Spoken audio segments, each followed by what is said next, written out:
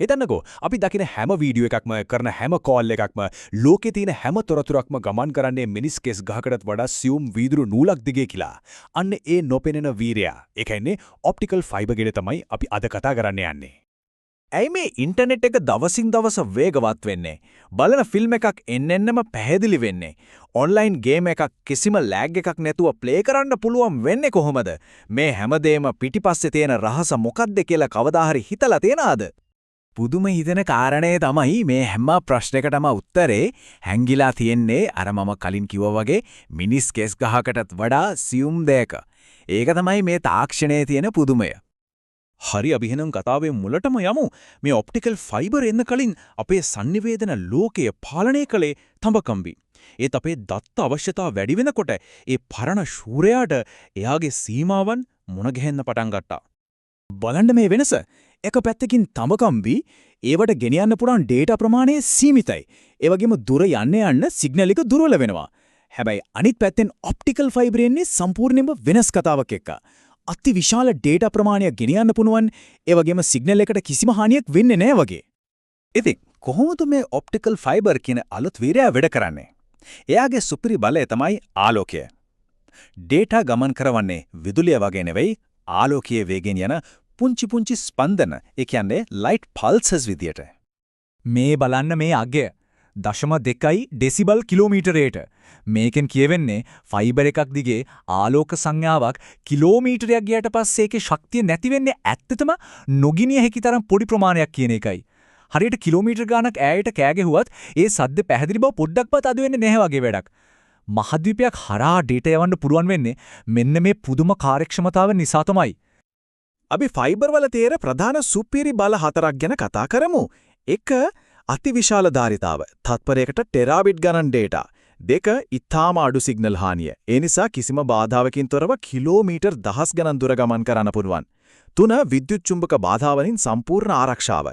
ඒ කියන්නේ ළඟින් යන විදුලි රැහැන් වලින්වත් කිසිම බලපෑමක් නැහැ. 4 වෙනි සහ වැදගත්ම එක තමයි අවම ප්‍රමාදය. ඒ කියන්නේ data යවූ සැනින් වගේ එහා පැත්තට යනවා. ඔය අවම ප්‍රමාදයේ ඒ කියන්නේ මිනිමල් ලේටන්සි කියන එකේ නියම වටිනාකම තේරෙන්නේ ගේමින් ස්වයංක්‍රීයව යන වාහන සහ දුරස්ථ ශල්‍ය කර්ම වගේ දේවල් ගැන හිතුවම තමයි. මේ වගේ තත්ත්වකාලීන යෙදුම්වලදී මිලි තත්පරයක ප්‍රමාදයක් කියන්නේ සමහර විට ජීවිතයත් මරණයත් අතර වෙනස වෙන්න පුළුවන්. හොඳයි. එහෙනම් මේ තාක්ෂණය ඇත්තටම පාවිච්චි වෙන්නේ කොහෙද? අපි ලෝක මට්ටමෙන් පටන් ගමු. මේක තමයි ඇත්තටම ලෝකයේ වීදුරු කොඳුනාරටිය. සාගරයේ ඉඳලා අපේ නගර දක්වාම දිවනවා. ගොඩක් අය හිතාගෙන ඉන්නේ ලෝකේ data හෝමාරු වෙන්නේ සැටලයිට් එහෙම නැත්නම් චන්ද්‍රිකා හරහා කියලා. ඒත් ඇත්ත කතාව ඒක නෙවෙයි. ජාත්‍යන්තර data වලින් 95කටත් වඩා යන්නේ මුහුද යටින් එළලා තියෙන මේ ෆයිබර් කේබල් ජාලය හරහා. ඇත්තටම මුළු ලෝකෙම ඉන්ටර්නෙට් එක රඳා පවතින්නේ මේ නොපෙනෙන වීදුරු නූල් මත කිව්වොත් නිවැරදි. හරි. දැන් ලෝක මට්ටමින් පොඩ්ඩක් පොළවට බහිමු. අපේ නගරවලට. නගර ඇතුලේ මෙට්‍රෝ රින්ග්ස් කියලා ෆයිබර් ජාල තියෙනවා. මේවයින් තමයි අපේ මොබයිල් ටවර්ස් වලින් ව්‍යාපාර වලින් එන data ඔක්කොම එකතු කරලා නගරයේ ඩිජිටල් ජීවිතය බලගන්වන්නේ. FTTX ඒ කියන්නේ fiber to the premises කියන වචනය සමහර විට අහලා ඇති.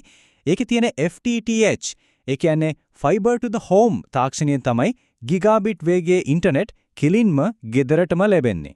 රිමෝට් වර්ක් කරන එක, ස්මාර්ට් හෝම් හදන එක වගේ දේවල් ඇත්තක් වෙලා තියෙන්නේ මෙන්න මේ තාක්ෂණය නිසා.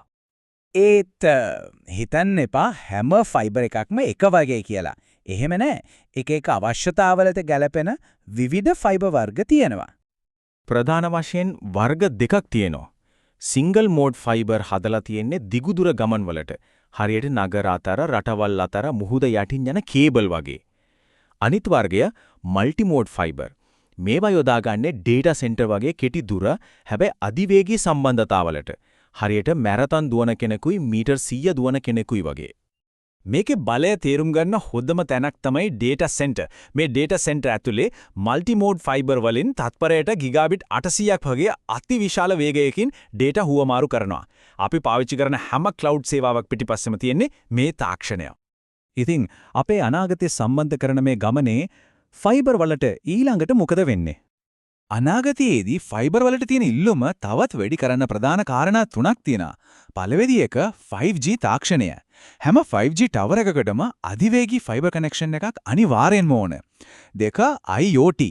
ඒ කියන්නේ ගෙවල් වල කර්මාන්ත ශාලාවල තියෙන බිලියන ගාණක් ස්මාර්ට් උපාංග ඉන්ටර්නෙට් එකට සම්බන්ධ කරන එක.